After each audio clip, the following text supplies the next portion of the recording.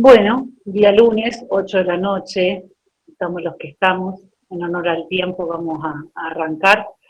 No sé si tuvieron posibilidades de ver la clase o estuvieron leyendo algo de mieloma.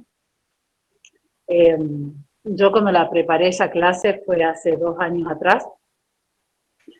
Yo no soy hematóloga, para los que no me conocen, hago oncología.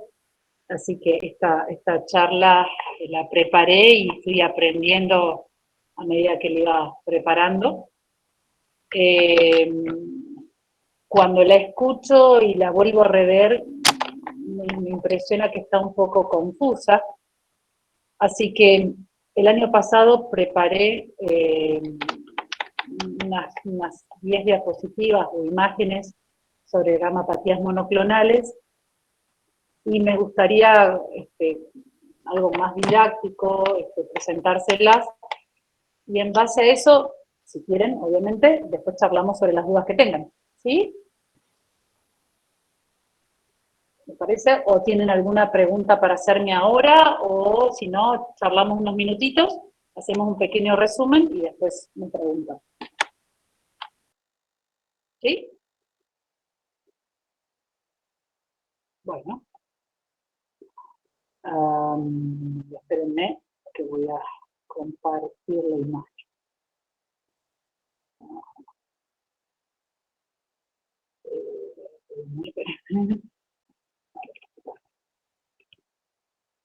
Una cosa.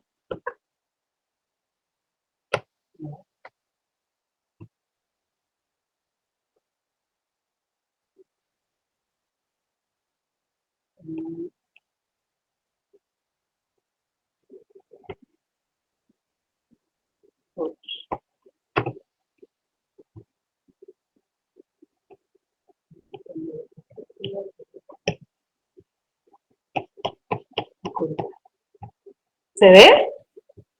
Sí, ahí se está viendo. Ah, bueno. Bueno, para empezar, que el mieloma múltiple está dentro de este grupo de patologías que se llama gamapatías monoclonales.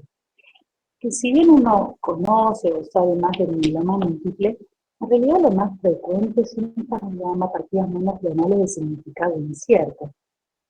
¿Qué son las gamapatías monoclonales? Son un grupo de patologías heterogéneas entre sí que está caracterizado por la proliferación anormal, clonal, de plasmocitos secretores de una inmunoglobulina monoclonal. Disculpe, Sí. yo no sé si es todo, pero yo no le logro escuchar la voz, o capaz que soy yo nomás, no sé. ¿Me escuchan los demás? Ahí sí le escuché bien. Pero voy a aumentar el volumen. ¿Me aumenta el volumen?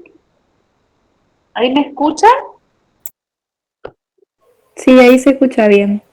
Bien. Vuelvo a arrancar. Bueno, les decía que, ¿ahí me escuchan? Bueno, es un grupo de patologías heterogéneas que está caracterizado porque hay una proliferación anormal de plasmocitos que secretan una inmunoglobulina monoclonal. Este grupo de patologías tiene como característica en común que son secundarias a la enfermedad de una célula que se conoce como plasmocito, que fabrica una inmunoglobulina enferma, que la llamamos monoclonal. El carácter de monoclonalidad significa que está formada por un único clon o un único plasmocito. Y tanto puede ser en la expresión de un solo tipo de cadena liviana, kappa o lambda, o bien una inmunoglobulina completa. Si ustedes recuerdan, tenemos 5 tipos de inmunoglobulina. Inmunoglobulina G, inmunoglobulina M, la D, la A, la E. 5 en total, que está formada por una ahí está, una cadena de proteína pesada por el peso molecular que tiene, y después está formada por una partecita de una cadena liviana y otra partecita de la cadena pesada. La cadena pesada es la que le da el nombre a la inmunoglobulina. Si, por ejemplo, le llamamos gamma, esta inmunoglobulina se va a llamar IgG. Si la proteína pesada es la N, mu, la inmunoglobulina es IgM. Si se llama delta, la inmunoglobulina será llamada la D. Si es la alfa, inmunoglobulina A, y si es la epsilon, inmunoglobulina E. ¿Sí? Y a su vez tenemos dos cadenas livianas, la kappa y la lambda, como les decía. Las inmunoglobulinas tienen un nombre y un apellido. Inmunoglobulina G, kappa, inmunoglobulina M, lambda. Tienen esta parte que es constante, que es la proteína pesada, la cual se une a los receptores, por ejemplo, los macrófagos, y la otra parte, ¿sí? La de la partecita de la cadena liviana con la partecita de la cadena pesada, que es la que va a ir variando en relación con el antígeno que se le va presentando. ¿Sí? La gran mayoría son monoméricas, salvo la M, que es un pentámero, tiene 5 cadenas. Entonces, cuando hablamos de policlonal, hablamos de normalidad, es decir, nuestro sistema inmune fabrica anticuerpos dirigidos contra distintos epítopes, es decir, contra distintos antígenos, frente o distintas partecitas de un virus o una bacteria en respuesta a un estímulo. Eso es lo normal, que sean inmunoglobulinas policlonales. Ahora, cuando son monoclonales, nuestro sistema inmune produce un solo tipo de anticuerpo, es decir, en ausencia de un estímulo, sin necesidad, fabrica y fabrica y fabrica. ¿Sí? Por ejemplo, cuando hay una infección, por ejemplo, una infección por COVID, nuestro organismo forma distintas inmunoglobulinas que va a actuar contra las distintas partecitas que tiene el COVID. Ahora, cuando no es necesario, igualmente nuestro organismo fabrica una inmunoglobulina monoclonal. No hay un estímulo, pero fabrica y fabrica y fabrica un solo tipo de inmunoglobulina. ¿Sí? Cuando decimos que no monoclonal, por ejemplo acá, que este me gustó, cuando nosotros nos enfermamos de una gripe, tenemos fiebre, tos, catarro, odinofagia, astenia, dinamia, pero cuando el plasmocito se enferma, ¿cómo se expresa que está enfermo? Se expresa fabricando una inmunoglobulina monoclonal, ¿sí? Que también la podemos llegar a encontrar como paraproteína o componente monoclonal. Bien. Después, este cuadro me gustó mucho y me parece muy didáctico. Las gamapatías monoclonales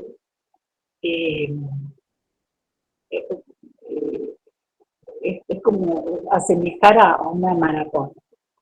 Es decir, nosotros sabemos que, ustedes saben que cuando hay una inmunoglobulina monoclonal es porque en la médula ósea hay un plasmocito que se enfermó y por eso fabrica inmunoglobulina monoclonal.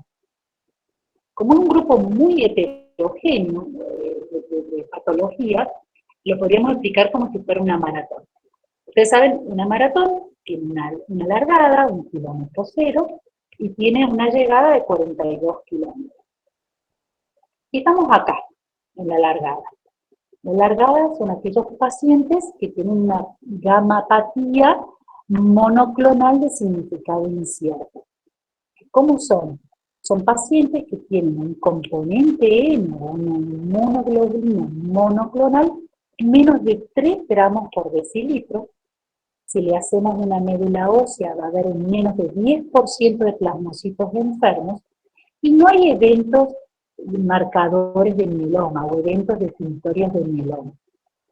Estos pacientes están acá, están en la largada, se han puesto las zapatillas y no sabemos si estos van a correr esta maratón, si van a caminar la maratón, si la van a caminar lento, si la van a caminar rápido, también se van a quedar acá, no van a caminar, se quedan acá, en la largada. El paciente es totalmente asintomático y en un proteinograma encuentra el componente monoclonal, detecta una inmunoglobulina elevada, pero el paciente puede pasar años así. Aquellos que han caminado la maratón, la caminaron lentamente o medianamente rápida, pero se encuentran acá, en la mitad de la maratón, son los que se conocen como mieloma múltiple indolentes o asintomáticos, o también lo van a encontrar como smoldering mieloma, donde el componente monoclonal ya ha aumentado, es mayor a 3 gramos por decilitro. Puede llegar a haber proteinuria mayor a 500 miligramos en 24 horas. Si uno hace una médula ósea, encuentra más del 10% de plasmocitos clonales, pero sin embargo no hay evento definidor del mieloma. El paciente está totalmente asintomático, no tiene síntomas, que ya lo vamos a ver cuáles son. Puede ser que el paciente se quede ahí porque se cansó de correr, no quiere correr más, y el paciente permanece como un mieloma múltiple indolente y puede llegar a progresar o a culminar la carrera en distintos tiempos. Como puede ser que quede ahí y nunca progrese a mieloma. Algunos sí caminan y caminan más rápido y otros caminan y corren más rápido. Y cuando llegan al final de la maratón, a los 42 kilómetros, termina la maratón y se reciben de mieloma múltiple sintomático, donde en cuanto al laboratorio es igual que el mieloma múltiple indolente. Tienen un componente monoclonal mayor de 3 gramos, tienen una proteinuria mayor a 500 miligramos en 24 horas, tienen médula ósea mayor, en la médula ósea hay más del 10% de plasmocitos clonales enfermos, pero acá ya tienen evento definidor del mieloma o tienen síntomas o clínica del mieloma. Y este grupito acá, este grupito son los corredores rápidos, son los que se definió que en menos de 2 años iban a pasar o van a pasar de un mieloma múltiple asintomático a un mieloma múltiple sintomático, con unos criterios que ya lo vamos a ver, que antes, en la clase, yo les puse que era muy discutido si se trataba o no. Bueno, en estos pacientes se ha visto que aquellos que son los corredores ultra rápidos, que en menos de 2 años van a tener algún evento clínico de mieloma, se decide tratarlos para evitar que lleguen a ser sintomáticos. Bien. En cuanto a desde el punto de vista epidemiológico, como les decía, el mieloma es la vedette de las gamapatías monoclonales, pero sin embargo no es lo más frecuente. Lo más frecuente es que encontremos esas gamapatías, esos pacientes con gamapatías monoclonales de significado incierto, totalmente indolentes. Pero bueno, el mieloma, que es lo que nos aboca a nuestra clase, es la segunda neoplasia hematológica más frecuente, representa el 1% de todos los tumores, tiene una mayor incidencia alrededor de los 70 años, con un pico entre los 50 y los 70, y es muy infrecuente en gente joven, menos de 35 o 40 años. En cuanto a la inmunoglobulina monoclonal más frecuente es la IgG de apellido Kappa, podríamos llegar a decir. Esto es para que ustedes vean cómo es la fisiopatología del mieloma. Y si recordamos el cuadrito de la maratón, es para saber cómo el paciente que está acá en el inicio de la maratón va a ponerse las zapatillas y a caminar en forma lenta o rápida esta maratón hasta recibirse el mieloma. Y se debe fundamentalmente a alteraciones citogenéticas primarias que hacen que el paciente se coloque las zapatillas y secundarias, o trastornos genéticos secundarios que hacen que el paciente vaya progresando hasta recibirse de mieloma. La evolución de las gamopatías monoclonales, como habrán visto, es muy baja, es un mieloma un 1% por año. Ya cuando tenemos un mieloma indolente, los primeros años más frecuente que progrese a mieloma sintomático, y a medida que van pasando los años, la evolución va disminuyendo, es decir, a mayor tiempo, menos incidencia de mieloma. Bien, esto es para repasar lo que ya dijimos. Los gamopatías monoclonales significado incierto, lo que vimos dentro de la maratón, el smoldering mieloma, que son los mielomas indolentes, y los mielomas múltiples, el mieloma múltiple sintomático, donde dijimos que tenía el mismo laboratorio que el mieloma indolente, pero ya tenemos este evento distinguidor de mieloma, que para que ustedes recuerden es el CRAP, cangrejo en inglés, y la clínica sería calcio elevado, mayor a 11 miligramos por decilitro, o arriba de 1 miligramo por el valor superior del laboratorio, insuficiencia renal, con un clearance menor de 40 o una creatinina mayor de 2, una anemia fundamentalmente por infiltración de la médula ósea, con una hemoglobina menor de 10 o 2 puntos por debajo del valor normal,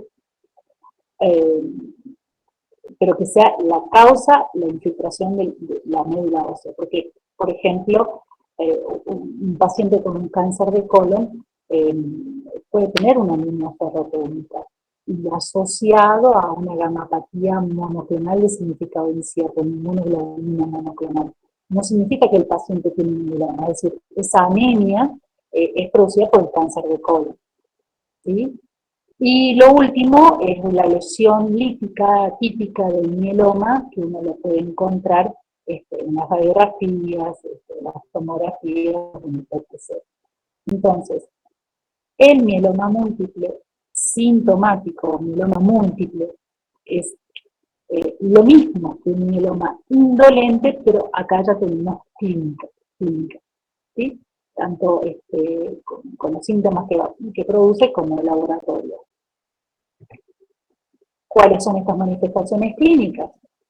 El daño óseo. El daño óseo producido por las lesiones osteolíticas, pueden haber fracturas, aplastamientos, acuñamiento vertebral, compresión medular, puede haber insuficiencia renal, como dijimos, el clearance menor de 40 o un aumento de la creatinina. La insuficiencia renal puede ser por esta proteinuria de Ben-Jones, que son de las cadenas livianas que se eliminan por el riñón, puede ser a consecuencia de la hipercalcemia, de insuficiencia, infecciones urinarias a repetición, la anemia por la infiltración de la médula ósea, por lo que tenemos una anemia normocítica normocrónica, un sistema inmunitario débil porque está alterada la formación de inmunoglobulina en estos pacientes. Entonces, son pacientes mucho más susceptibles a infecciones porque no pueden responder rápidamente o correctamente a las infecciones. Y bueno, obviamente el daño óseo lleva a dolor óseo y la anemia de la fatiga. Bien. Bueno, estos son pantallazos de estudios que uno pide cuando hacemos qué es lo que vamos a pedir. Nosotros no vamos a pedir esto es el resorte del especialista, pero bueno, esto tiene que ver de pedir un laboratorio completo, una documentación, un proteinograma sérico y urinario. A veces el mieloma se expresa solo en orina o solo en sangre, o en orina y en sangre, una función renal, un clearance de creatinina, un marcador que es el score pronóstico, una beta-2 microglobulina, Eso es como médico clínico. Ustedes detectan un nene, una falla renal y llegan a encontrar alguna lesión ósea, bueno, tienen que pensar en la posibilidad de un mieloma.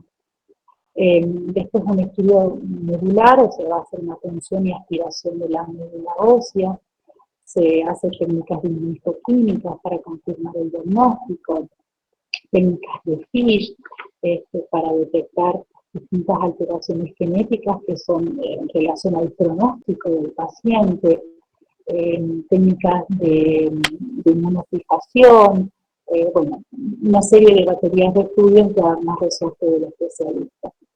Y por último, como les dije, hay lesiones en hueso, a veces el paciente viene con alguna fractura y a partir de ahí se hace algún diagnóstico, se hace el diagnóstico, o bien, no sé, sacan una placa de tórax, encuentran alguna lesión lítica en la costilla y empiezan a estudiar al paciente. El osteograma es una serie de 25 radiografías de los huesos largos, de los cuerpos vertebrales y de la calota craneana. Ya realizamos más que nada tomografías de baja dosis, corporal, o bien resonancia de la columna lumbar y de toda la columna y de la pelvis, o bien un PET-CT o un resonancia. ¿Sí? Esa es la sistemática de estudio. Este cuadrito es como va evolucionando el paciente con mieloma. El paciente con mieloma tiene esta historia natural de la enfermedad. Hoy por hoy la enfermedad es incurable. Lamentablemente el paciente va a fallecer por la enfermedad o por complicaciones a consecuencia de la enfermedad. Pero bueno, los tratamientos nuevos hacen que la enfermedad sea una enfermedad crónica. Y el paciente se encuentra acá, que puede ser que por mucho tiempo sea totalmente indolente, asintomático, ni se entere que tiene un mieloma asintomático, porque no tiene nada. Nadie le hizo un proteinograma, no se detectó en un laboratorio, pero llega un punto donde hay alguna alteración genética y se dispara el componente M, ya aumenta, y el paciente empieza a tener síntomas. Entonces, ahí se hace una primera línea de tratamiento y se evidencia que el paciente responde, lo que responden los pacientes disminuye el componente M, disminuye la proteína y el paciente entra en remisión. Nuevamente se produce otro evento donde hay una recaída de la enfermedad, se intenta una segunda línea, hay remisión y así sucesivamente el paciente va repitiendo las remisiones y recaídas. Y lamentablemente cada vez las remisiones son más cortas, las recaídas más frecuentes, hasta que el paciente se hace refractario al tratamiento y muere. Pero bueno, la sobrevida, como dije, del mieloma ha cambiado. Los tiempos donde el paciente, la evolución, la sobrevida que tiene es mucho mayor que años anteriores. Como clínicos no tenemos que dejar de conocer el tratamiento, fundamentalmente el control del dolor. Ustedes conocen la analgesia de la OMS, tratar el dolor, cuando el paciente dice me duele, hay que tratarlo, duele y por algo es, y hay que estudiarlo. Ya conocen los distintos escalones. Si no alivia, uno puede intentar la radioterapia antiálgica, paliativa, puede incluso requerir de cirugías, la arteroplastia, colocación de corset. Podemos utilizar bifosfonatos, ya conocen los bifosfonatos, el pamidronato, el ácido hialurónico, el alendronato, denosumab, todos inhiben la resorción ósea y ayudan tanto para el dolor como para disminuir los riesgos de fracturas patológicas. Lamentablemente estos pacientes tienen fracturas patológicas muy frecuentemente. ¿Sí? También, como dijimos, el paciente presenta anemia, entonces va a requerir posiblemente transfusiones. La vacunación profiláctica, como dijimos también, son pacientes muy susceptibles a infecciones, entonces uno tiene que hacer un tratamiento profiláctico, fundamentalmente contra el neumococo, contra la gripe, y bueno, sin duda derivar al oncohematólogo que haga tratamiento oncoespecífico, incluso con trasplante de médula ósea de acuerdo a las respuestas. ¿Sí? Creo que eso es todo. Y ahí estamos.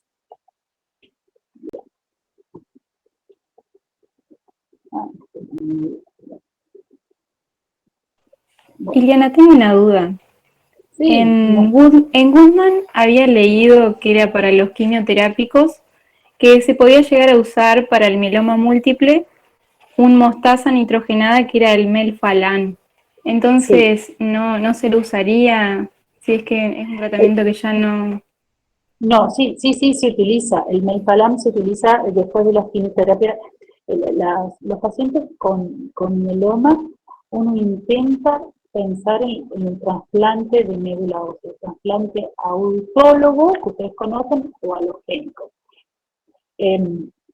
El melphalan no se utiliza al inicio, se utilizan distintas quimioterapias de inducción para tratar de producir la remisión de la enfermedad lo mayor posible, y esos pacientes que tienen una respuesta excelente o más de un 90%, se le intenta el trasplante autólogo de médula para después tener el mantenimiento del paciente. ¿Cuándo uno va a utilizar el melphalan? Cuando tiene que dar altas dosis de quimioterapia. Previo a esto hace la recolección de las células, ¿no? Para que la médula tolere las altas dosis y después podamos reintroducir las celulitas para que vuelvan a reconstituir la médula. ¿Sí?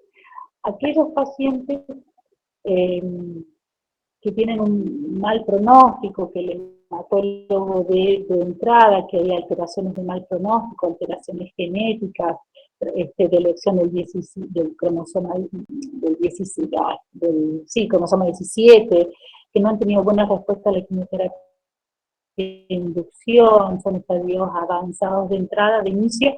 Bueno, esos trasplantes, tal vez esos pacientes son candidatos a trasplantes halogénicos, pero bueno, las diferencias en toxicidad, uno requiere mayor inmunosupresión, complicaciones, bueno, son para determinados pacientes de mayor riesgo, ¿no? El melphalan sí se utiliza en respuesta, no sé a quién me preguntó.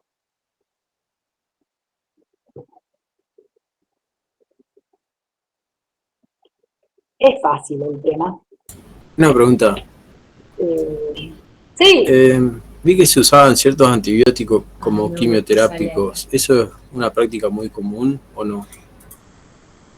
Era para tumores de crecimiento lento, según lo que decía el video. Sí, no entran, sí, es correcto, hay antibióticos, sí, pero no entran en tratamientos específicos. Esto es muy de resorte del especialista.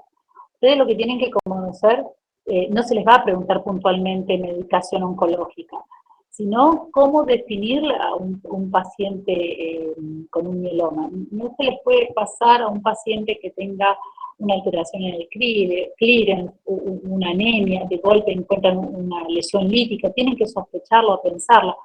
O bien, aquellos pacientes que ustedes, bueno, que haga hematología, pero que detecte alguna inmunoglobulina monoclonal, poder derivarlo al especialista para que hagan un seguimiento estricto del paciente, ¿no? Y lo detectan en un proteinograma, a veces tienen un proteinograma y han detectado una inmunoglobulina monoclonal.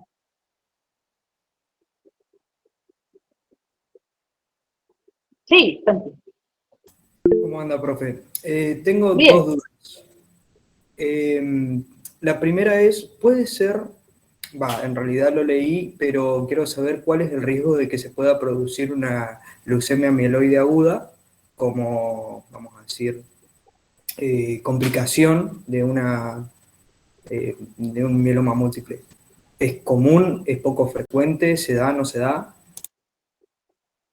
Santi, no sabría contestarte. Creo que no, que es muy poco frecuente, pero no lo sé. Y la segunda pregunta, si bien los estados de hiperviscosidad de la Por sangre, viscosidad. Sí. encontré también que se podían llegar a generar justamente hemorragias por alteración, sobre todo lo que sería los estados fibrinolíticos del cuerpo, de la homeostasis sanguínea. Encontré, y esto es lo que me generó duda, que el vertesomib puede generar trombosis venosa profunda. Sí. Mi duda Sí. era, ¿se lo trata con antiagregantes o no? Lo que yo veo y he visto, porque yo no trato a estos pacientes, es que no le agregan. No. Es un inhibidor de proteasoma, el bortezomib se utiliza, es lo que ha revolucionado, la gran mayoría de los pacientes utilizan quimioterapia de inducción con bortezomib, algunos le agregan corticoides, dexametasona, ciclofosfamida, y después de 3-4 ciclos los intentan derivar para trasplante de autólogo nuevo. Pero no he visto que le agreguen antiagregante o antisecretario. Bárbaro, gracias. De nada. Yo quería preguntar, pero capaz es del especialista, que en la gamapatía monoclonal